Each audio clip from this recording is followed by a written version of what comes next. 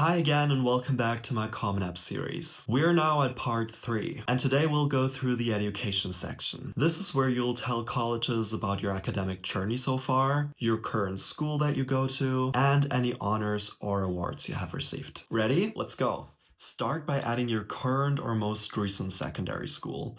I personally did a gap year, so I wasn't in school anymore when I applied, so I just wrote down where I went to school, where I graduated from. But if you're still in school, that's fine too, just type in your current school. Tell them when you entered the school after you left elementary school. You probably went on to secondary school and that's where you did your diploma. At least that's the case in Germany. I know different countries have different patterns of when you change schools and like what is considered high school, what is considered middle school, and all of that. For German people, what they want to hear is when you went on to secondary school, which is from 5th grade to 12th, or I think now even 13th grade, after which you get the Abitur. You have to tell them if this is a boarding school. A boarding school is a school where you live and go to school at the same time, which is not the case for most people. Did or will you graduate from this school? Yes, probably. I mean, this is also all specific to your situation, obviously. Then you have to tell them the graduation date. I already graduated, so I knew my date. If you haven't graduated so far, just give them an estimate of what month and year you'll be done with school. The next question is really important, because this is about how your academic career has been affected so far in life. So if you graduated early, if you will graduate early, if you graduate late maybe, will you take some time off? Will you take a gap year? Or you can also check that there has been no change in progression. For me, I took 2 gap years, so I checked did or will take gap year, and I also graduated early in my case, so I checked those 2. This can be a really important and also interesting part for the colleges. If you graduated early, this can give you an advantage in the college admissions process. This is the text that I used for graduating early and for explaining my gap years. So you have some space here with maximum 250 words where you can explain why you graduated early, why you graduated late. If you took a gap year, you can tell them something about that. So definitely fill that out and don't leave it blank if you took a gap year or if any of that information applies to you. The next part is other secondary schools, other high schools.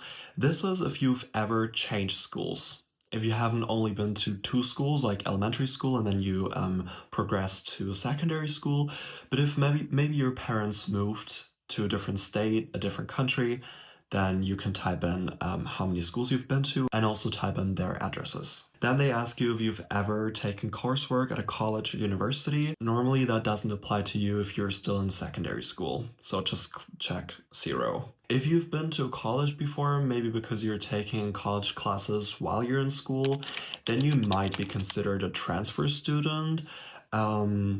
But normally this doesn't apply to you. The next part is about the grades. First of all, you're going to tell them how big your graduating class is. For me, that's 120 people. And the class rank reporting. In Germany, we don't really have ranks within the classes. So I just checked none, and I think in most European countries this will be a none. If your school does do rankings, then just check one of those, but we don't do rankings. So scale reporting, the GPA scale reporting, this is where most international students get confused. I can only talk about Germans here and what Germans have to write down. I know it's different in every country. Just remember that they're still going to look at your transcripts and then see what grades you actually have. So don't be too scared of putting something in for the GPA, even though you might have a different system than US. Just put something in that is according to your country. Even though it might seem completely weird in the US system, just put it in like it is in your country. For me, in the German Abitur, we have a point system. We get up to 15 points. So for the GPA scale reporting, you write down 15. And your GPA, for me, that was a 1.0, which in Germany is the best results you can get in the Abitur. I know in America, the 4.0 GPA is the best, but I wrote down what I had in Germany. So I didn't try to convert it into the US system and try to figure out, what GPA would I have if I was in the United States right now? So don't do that, just type in what's best for your country. And for the German Abitur, that's also a weighted GPA.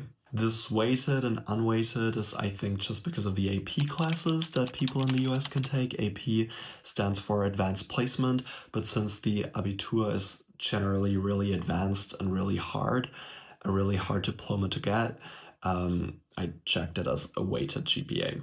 Next up are the current or most recent year courses. First, how many courses did you take? How many courses would you like to report? And then how the course scheduling system is. For me, that was yearly. I know some schools do semesters, trimesters, quarters. And then you're basically just gonna list all of the subjects that you took in school. I listed the ones during my Abitur that I took during 11th and 12th grade.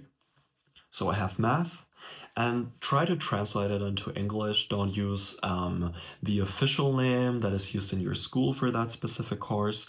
Just try to translate it. So first math, then you're going to translate it to mathematics. And here it's going to be interesting, the levels. Since we don't really have levels in Germany, I think also not really in other European countries, but the US does. Since German final exams are really, really hard and the Abitur is really, really hard, like 11th and 12th grade are really, really hard to get through, I put it all at honors. And the subjects, the 5 subjects I did my Abitur, my final exams in, I put it high honors. So mathematics, high honors, and the schedule, you're just going to repeat that from what you checked up here. For me, that was a full year course schedule. And then English is also English, also high honors. Then we have religion, Catholic religion, high honors. Foreign world language, German, which is what I'm native in, high honors. Foreign world language, Spanish, high honors, because I also did my final exams in that. And now come the courses that I just took but didn't do my final exams in that I put at honors level.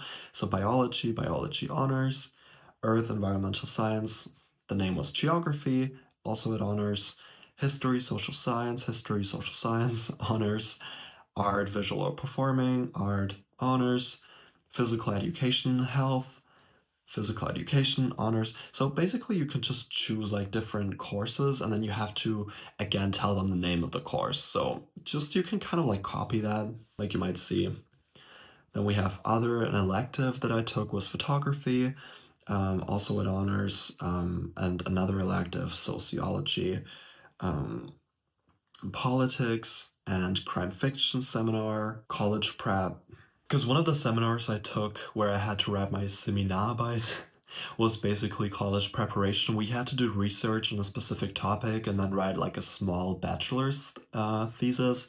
So that was considered research, so kind of like college prep. So I put it under that. And I also had a project management seminar, was also an elective. So that's how I put it. Then next up are the honors. So those are basically the awards that you can get throughout high school.